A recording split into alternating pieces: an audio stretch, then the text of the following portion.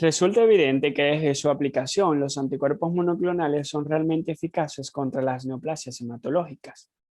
Dicho éxito ha continuado motivando investigaciones en diferentes tipos de cáncer, particularmente contra aquellos que representan tumores sólidos.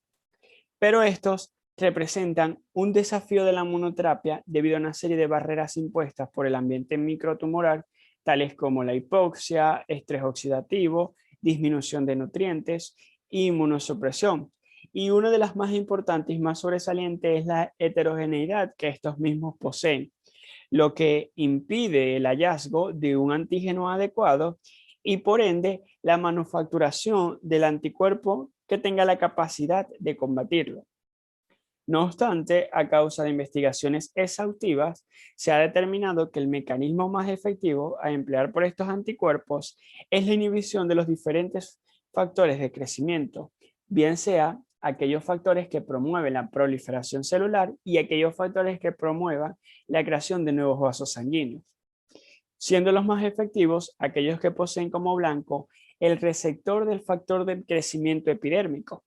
que es una proteína de membrana que por medio de la vía de las sinasas desempeña funciones celulares de manera incontrolada de proliferación, diferenciación y supervivencia, así como de adhesión y migración. Y también encontramos el factor de crecimiento del endotelio vascular, una proteína secretada por las células neoplásicas que actúan sobre las células endoteliales de los vasos más cercanos,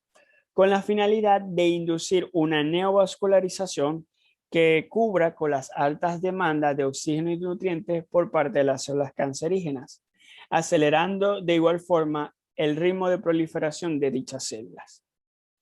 En este orden de ideas, los anticuerpos dirigidos contra el receptor del factor del crecimiento epidérmico emplearán dos mecanismos de eliminación del tumor. En primer lugar, sirven como inhibidores de manera competitiva al sitio de unión del receptor a su ligando, limitando y reduciendo la activación de la vía intracelular de las sinasas. Y en segundo lugar, estos anticuerpos promueven la internalización y degradación de los mismos en el interior de la célula, lo que causa disminución de los receptores en la superficie de la membrana celular, limitando y reduciendo la señalización encargada del crecimiento celular. Ambos mecanismos traen como resultado sistemático una reducción del crecimiento celular, induciendo las células tumorales a la apoptosis.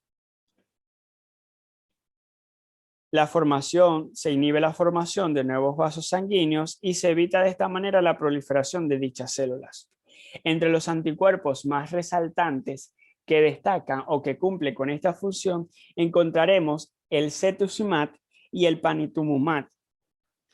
Por otra parte, para combatir las neoplasias malignas con sobreexpresión del factor de crecimiento del endotelio vascular,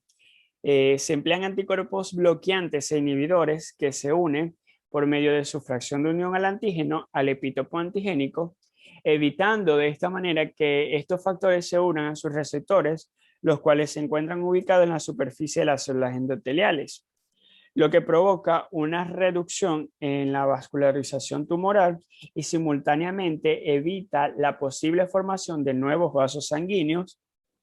y además disminuye la permeabilidad de estos vasos, lo que dificulta que las células malignas se diseminen o invadan otros tejidos a través del torrente sanguíneo. Dentro de estos anticuerpos, entonces vamos a encontrar quienes cumplen con esta función serán el bevacizumab y el ramucirumab. La marcada actividad de la terapia con anticuerpos en los diversos modelos tumorales ha sido creada y diseñada para, al ser administradas a los pacientes, sean altamente efectivos sin la necesidad de recurrir a otro tipo de tratamiento. Sin embargo, se ha evidenciado un aumento significativo de la actividad antitumoral cuando ésta se emplea con quimioterapia citotóxica o radioterapia. Tal fue el caso del ensayo clínico realizado por Benuc y colaboradores, donde 1.074 pacientes con cáncer colorectal avanzado o metastásico fueron divididos en dos grupos para la efectiva de dos líneas de tratamientos diferentes. Por un lado tendremos cetuximab con quimioterapia y bevacizumab con quimioterapia. El seguimiento de este tipo de estudios fue de 47.4 meses, en donde se evidenciaron los siguientes hallazgos. La sobrevivencia promedio fue de un periodo de 30 meses para el grupo de cetuximab y de 29 meses para el grupo de bevacizumab, así como también se observó una sobrevivencia libre de progresión de 10,5 meses para el grupo de cetuximab y de 10,6 meses para el grupo de bevacizumab. La respuesta de ambos grupos tampoco fueron significativamente distintas, porque entonces encontraremos una respuesta global del 59% en el grupo de cetuximab con quimioterapia y una del 55,2% para el grupo de bevacizumab con quimioterapia. Por lo tanto, esto considera de que ambos anticuerpos son efectivos pese a los distintos tipos de blancos que poseen para detener la progresión de tumores sólidos. A pesar de estos varios beneficios que nos ofrecen este tipo de terapia, ya sea conjugada o en monoterapia, estos pueden estar acompañados de leves a severos efectos secundarios, donde encontraremos que las reacciones adversas relacionadas con la administración de este régimen terapéutico se presentará alrededor del 94,5% en los individuos, en el que el efecto secundario más frecuente es el síndrome de liberación de citoquinas, caracterizado por la liberación frecuente y exacerbada de estas sustancias por parte de las células inmunes que han sido afectadas por la inmunoterapia. Sus manifestaciones clínicas entonces serán fiebre, escalofríos, náusea y erupciones cutáneas, mientras que en ciertos tipos de personas podrían presentarse con síntomas más severos como arritmias cardíacas y dificultad para respirar. Y en algunos casos puede acompañarse de fallas totalmente sistémicas que pueden ser ocasionantes, en el peor de los casos, de la muerte. Adicionalmente a los efectos adversos, se estima que el costo de producción de los anticuerpos monoclonales constituye más del doble en comparación al presupuesto requerido para los tratamientos habituales, lo que hace de esta opción una opción inaccesible para muchos pacientes con diferentes tipos de cáncer. No obstante, en los últimos años se ha venido trabajando en un nuevo modelo de anticuerpo monoclonal que tiene la capacidad de transformar la manera en que se aborda el cáncer desde una inmunoterapia pasiva a una inmunoterapia activa, donde sean las mismas células del organismo quienes ataquen a las células cancerígenas. Esta nueva alternativa hace referencia a los anticuerpos monoclonales biespecíficos, inmunoglobulinas que poseen 2 cadenas pesadas y 2 cadenas ligeras provenientes de 2 anticuerpos monoclonales diferentes, lo que permite que estos puedan unirse simultáneamente a 2 sitios distintos en un mismo antígeno o en antígenos diferentes,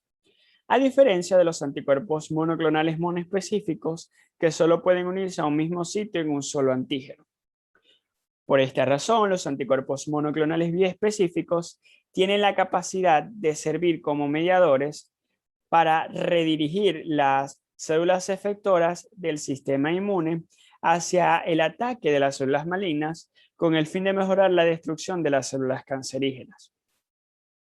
La característica esencial de estos nuevos anticuerpos es que gracias a su conformación proteica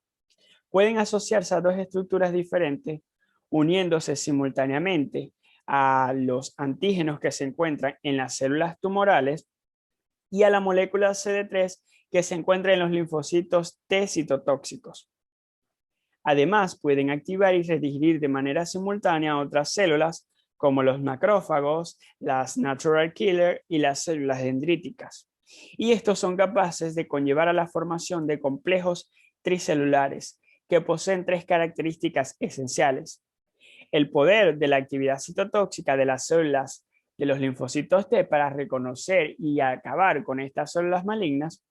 la activación de una serie de células polimorfonucleares, así como aquellas células presentadoras de antígenos, las cuales coayudan a las células o a los linfocitos T para procesos de activación y fagotosis. Además, la capacidad que poseen estos mismos anticuerpos para rodear estas células cancerígenas, preparándolas así para su posterior ataque de las células natural killer, proceso que se conoce como opsonización. Aunque en este nuevo régimen terapéutico el cuadro de síntomas adversos sigue siendo muy similar a los anteriormente mencionados,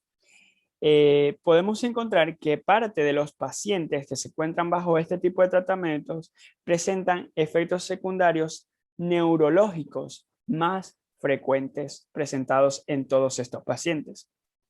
Sin embargo, debe recalcarse que clínicamente se ha comprobado que estos anticuerpos poseen una acción inhibidora tanto de la angiogénesis como de los factores de proliferación celular, mucho más potentes que los tradicionales anticuerpos monoclonales monoespecíficos, destruyendo de esta forma las células cancerígenas sin afectar las células normales del organismo.